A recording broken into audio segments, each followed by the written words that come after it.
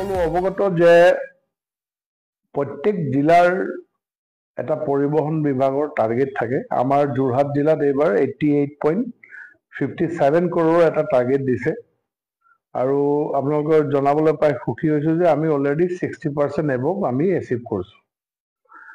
এই ৰেটখিনি কৰিবলৈ যাওঁতে আমি ইয়াতে গাড়ীৰ কৰ বা বিভিন্ন ধৰণৰ কৰ মিলি এই টাৰ্গেটটো ফুলফিল হয় আৰু ইয়াত আমাৰ ই চালানৰ যিখিনি ফাইন এইখিনিও ইনক্লুড থাকে।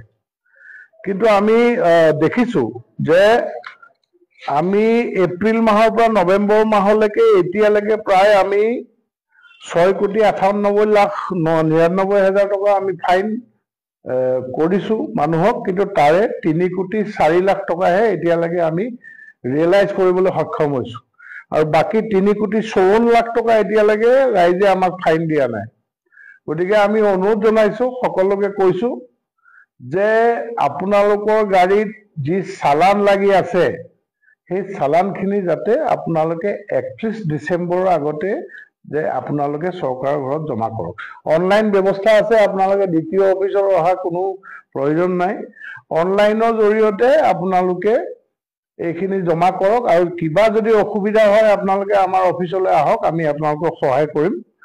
আৰু আমি 31 তাৰিখলৈকে আৰু 1 মাহ আছে আমাৰ হাতত। আমি সকলোকে কৈছোঁ, নহ'লে আপোনালোকে 1 জানুৱাৰীৰ পৰা সমস্যাৰ সন্মুখীন হ'ব, কাৰণ আমাৰ যিটো ই চালান মেচিন আছে সেই মেচিনে আপোনাৰ যিটো প্ৰিভিয়াছ চালান আছে সেইটো ডিটেক্ট কৰি লয়, সেইটো ব্লিংক কৰি থাকে আৰু আমি আপোনাৰ গাড়ী নাম্বাৰটো মাৰিলেই গম পাম যে আপোনাৰ আগৰ চালান আছে আৰু তেনে গাড়ী আমি জব্দ কৰিম, আপোনালোকক গাড়ী আমি জব্দ কৰিম। গতিকে মই সময় থাকোঁতে সকলোকে অনুৰোধ জনাইছোঁ যে আপোনালোকৰ যি এতিয়া কিছু গাড়ী আছে, বহুত বিলাসী বাহন আমি দেখিছোঁ বা আমি জানিবলৈ পাইছোঁ যে বহুত বিলাসী বাহন এসময়ত যেতিয়া 2টা স্লেবত মানে যান বাহনৰ টেক্স লৈছিলে প্ৰাইভেট গাড়ীৰ ক্ষেত্ৰত 5 বছৰ আৰু আনাদাৰ 10 years, বহুত মানুহে 5 বছৰ টেক্স দি এতিয়া বহুত দিন টেক্স নিদিয়াকৈ ৰাস্তাত ঘূৰি ফুৰিছে।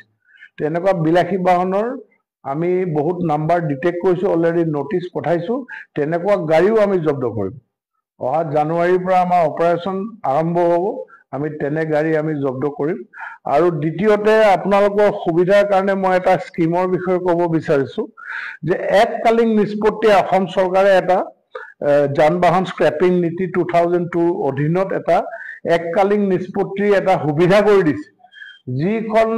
যিবিলাক বাহনৰ গৰাকীয়ে তেওঁলোকৰ বাহনখন বহুত দিনৰ টেক্স দিবলৈ আছে বা চলাৰ উপযোগী নাই, তেনে বাহনৰ গৰাকীয়ে RVSFত জমা কৰিলে 75% টেক্স তেওঁৰ ৰেহাই হ'ব। অকল 25% দিলেই তেওঁৰ গোটেই সমস্যা সমাধান হ'ব আৰু তেওঁ যিখন চাৰ্টিফিকেট পাব সেই চাৰ্টিফিকেট যিখন আমাৰ COD বুলি কয়, সেই COD জমা দিলে তেওঁ নতুন গাড়ী পাৰ্চেছ কৰাৰ সময়ত তেওঁ বিভিন্ন ধৰণৰ ৰেহাই পাব। তেওঁ 100% যিটো ৰেজিষ্ট্ৰেশ্যন ফি, সেই ফিটো তেওঁ মাফ হৈ যাব। গতিকে এইখিনি সুবিধা চৰকাৰে দি আছে। তো মই আশা কৰিম, আৰু আমাৰ যদি কোনোবাই নেটতো পাব, এনেকুৱা তিনিচুকীয়াটো আমাৰ ওচৰত আছে আৰু কোনো গাড়ী জমা দিবলৈ যাব নালাগে, তেওঁলোকে ঘৰৰ পৰা আহি গাড়ীখন তেওঁলোকে লৈ যাব আৰু বৰঞ্চ তেওঁলোকে সেই গাড়ীৰ যিটো দাম, সেই দামটো আপোনালোকক মালিকক পৰিশোধ কৰিব। গতিকে মই সকলোকে দুটা কথা বিশেষভাৱে অনুৰোধ জনাম যে আমাৰ যিখিনি চালকে, যিখিনি গাড়ীৰ মালিকে আমাৰ যিটো ৰেভিনিউ আমাক দিয়া নাই বা ফাইন দিয়া নাই, এইটো 31 তাৰিখৰ ভিতৰত জমা দিয়ক আৰু চৰকাৰে যিটো স্কিম দিছে সেই স্কিম